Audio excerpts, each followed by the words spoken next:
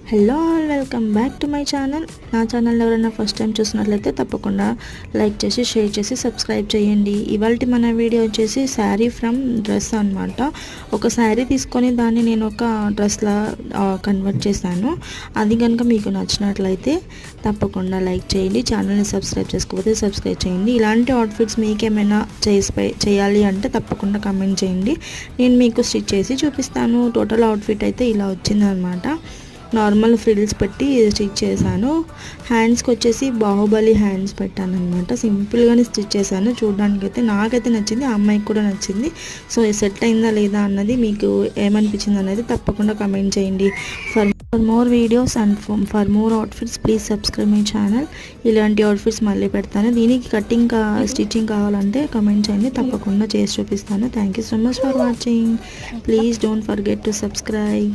Bye bye.